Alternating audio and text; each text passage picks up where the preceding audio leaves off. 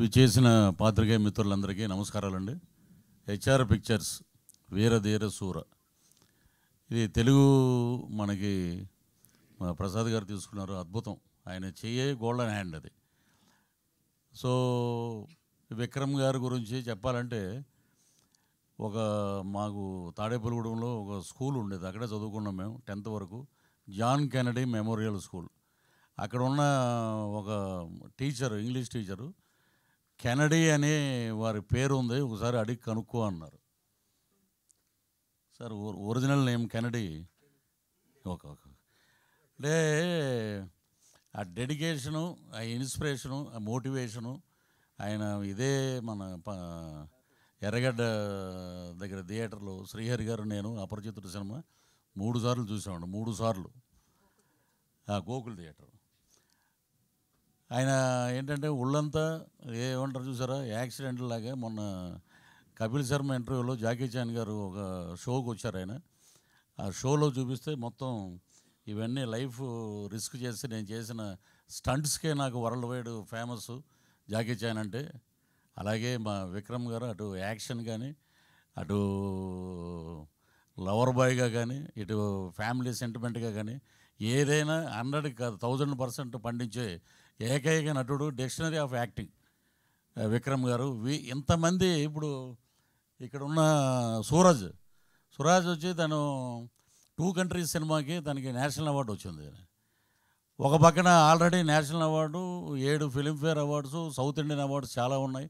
ఇటువంటి దిగ్గజాల మధ్యలో మరో దిగ్గజం మా ఎస్జే సూర్య గారు. ఒకప్పుడు ముత్యాల ముగ్గు సినిమాలో రావు గోపాలరావు గారు యాక్ట్ చేస్తే first time LP records dialogues వచ్చినాయి, ఫస్ట్ టైం. అలాగే సూర్య గారికి కూడా ఫ్యూచర్లో ఆ రికార్డ్స్ వస్తాయన్నమాట, ఆ డైలాగ్స్ వినాలని. అంత ఇదిగా ఎక్కడైనా వాయిస్ వినపడిందంటే సూర్య గారు అంటున్నారు అన్నమాట. ఆ లెవెల్కి ఆడియన్స్లోకి ఆయన వెళ్ళిపోయారు. అద్భుతమైన వారి గురించి మనం చెప్పాల్సిన అవసరం లేదు. Is also a very good director. So ఇటువంటి దిగ్గజాల మధ్య నాకు ఒక అవకాశం ఇచ్చినటువంటి అరుణ్ కుమార్ గారికి, హెచ్ఆర్ పిక్చర్స్ గారికి, వాళ్ళకి, అలాగే ఈ నటీనటుల సహకారం అయితే జీవితంలో మర్చిపోలేం. నేనైనా యాక్ట్ చేసాను అంటే ఎప్పుడు క్లీన్ షేవ్ తోటి ఉండేవాడిని. గెడ్డం పెట్టారు, ఆ గెడ్డం చాలామందికి అడ్డం అంటారు, కానీ నాకు మటుకు అదృష్టం అది. నాకు దగ్గర ఇప్పుడు ప్రాసెస్లో 4 సినిమాలు ఉన్నాయి. ఏమన్నా గెడ్డం తీసారా? లేదండి. బతికిచ్చారండి. గెడ్డం మటుకు అలాగే ఉంచండి మీరు. సో తెలుగులో మెయిన్ క్యారెక్టర్ ఒకటి చేస్తున్నాను, త్వరలో రివీల్ చేస్తాను, అది పెద్ద డైరెక్టర్ గారే. సో గెడ్డం నాకు అలా అదృష్టమైంది వీరధీర శూర సినిమా ద్వారా.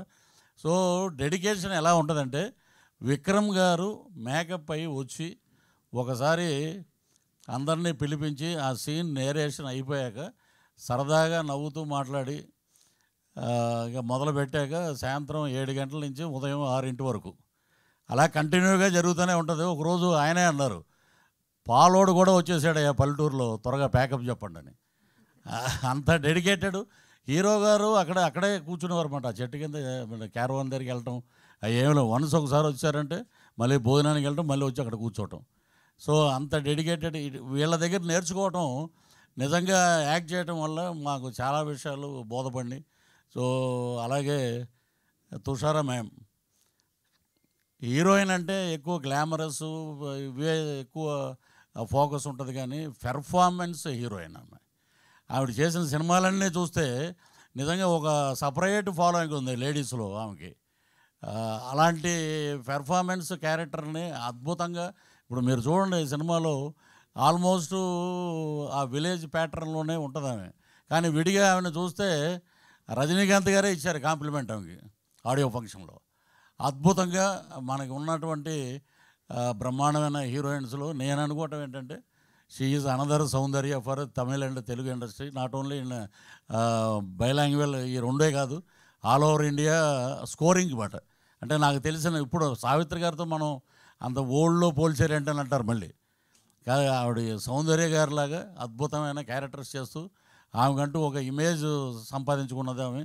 తుషార గారికి, అలాగే మా డిఓపి ఈశ్వర్ గారు అద్భుతమైన టెక్నీషియన్, అలాగే జీవి ప్రకాష్ గారు మ్యూజిక్, అలాగే ఎడిటర్స్. కానీ అక్కడ ఆడియో ఫంక్షన్ జరిగింది, చూస్తే ఒక 10,000 మంది పబ్లిక్ ఎప్పుడు వస్తారా విక్రమ్ గారు, ఎప్పుడు ఈ సినిమా గురించి చెప్తారా, 4 మంచి మాటలు అన్నారు. ఇక అదంతా ఒక ఎత్తు అయితే మా సూర్య గారు హడావుడి పడి ఆయన వెళ్ళిపోయారు. నేను ఆ ఫంక్షన్ అయిపోయాక వస్తూ 1 గంటకి థియేటర్ దగ్గరికి వచ్చాను.